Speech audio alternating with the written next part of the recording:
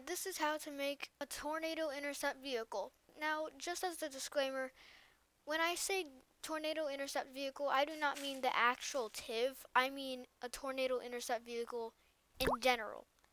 Anyway, let's get to it. First, what you need to have is a car mod. In my opinion, my favorite to use would be TDM, but you can use whatever car mod you want. You can use S cars, Simfix, heck, even the default Half-Life 2 Jeep.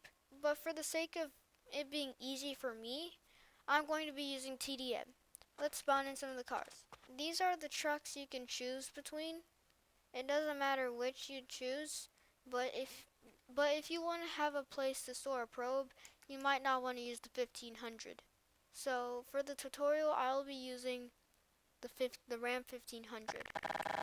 Now that you got your car, what you want to do now is go to the builder section and then basic.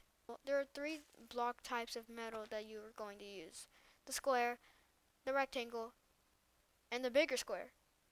Alright, to get started, we have to cover the entire with a shell of metal. Let's get the rectangle. Make sure the car's frozen first. And what you want to do is put it on the front of the car. So it would be looking like this. After doing that, do the same for the back.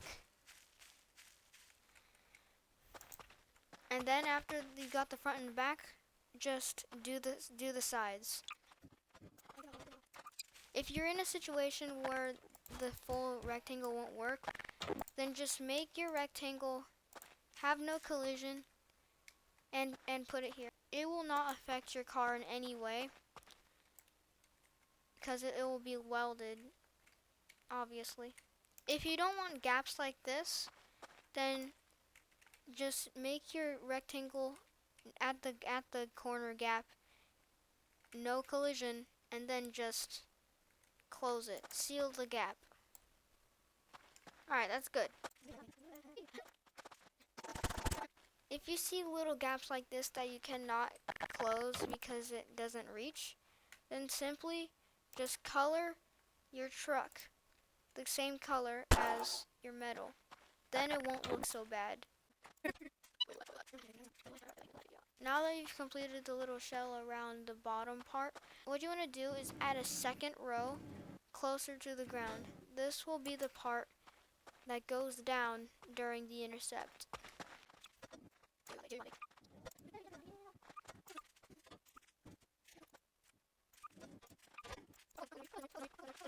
Alright, now that you've done that, what you want to do now is weld them together. Start with the lower intercept part and weld them to the upper parts. After that, weld the upper parts together. After you did that, duplicate the metal to make sure that you welded everything correctly. Now that you've done that, weld the upper metal to the actual car itself. After you've done that, again, duplicate it to make sure that everything's fine. After you did that, I'd consider give yourself a little save just in case if your game crashes or anything, because there is a chance the props could get stuck and it makes the source engine corrupt. After you did that, let's begin covering the upper part. Over here, we'll actually be using the big box, as it fits perfectly. After that, do the other part. Alright, for the engine compartment, just put the big square there too. It doesn't matter if it clips like this, because visually, in my opinion, I think it looks good. If you don't like how the back window is still there, what you want to do is grab these little wedges, turn them like this. If it doesn't fit at all and makes the entire car look weird and goofy, then make it no collide, then push it down. Now for our last piece, put the big square at the top of the vehicle. Alright, after you've done that, weld everything. Alright, after that, you have now gotten a perfectly awesome and capable tornado intercept vehicle. Except it's not capable. To make it capable and make it actually able to be intercepted without being lofted 3,000 miles, let's add 2 hoverballs and a couple of thrusters. Alright, add the hoverball at both trunks. Make them invisible if you don't like how they look. These are my personal hoverball keybinds, but after all, you can do whatever you like. In my opinion, this is just what's comfortable with me. After you got those, let's press 3 or whatever you have binded to turn it off. We only want them on whenever it's intercepting time. Alright, now it's thrusters time. Again, these are my settings.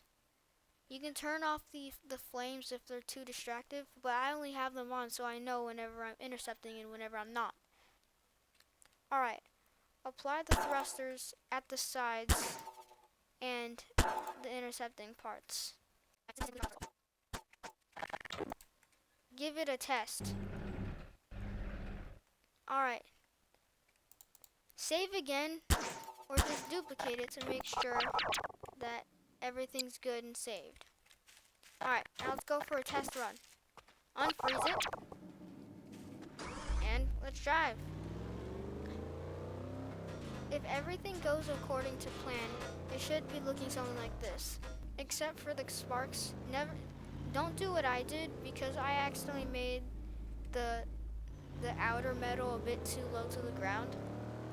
So whenever you're making this vehicle, make sure that your intercepting metal thingy parts are not too low to the ground, or else they will spark and be very annoying and get stuck on bridges like this.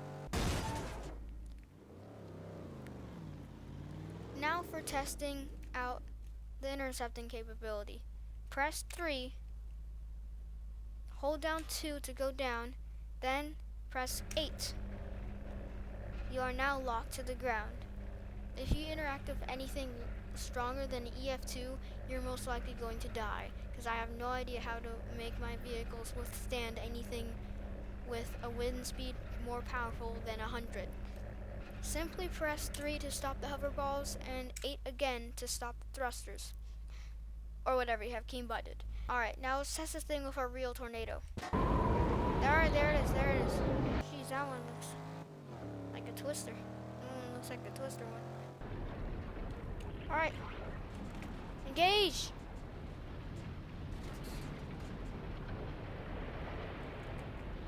That was... Ooh, my other hoverball's gone. Okay. Here we go. All of my hoverballs are gone. It's a bit bad. I think that went well.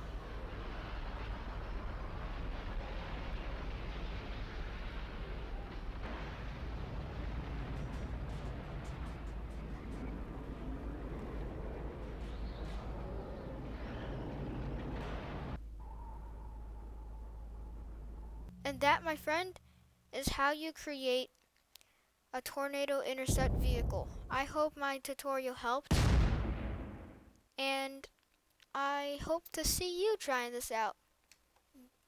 Bye!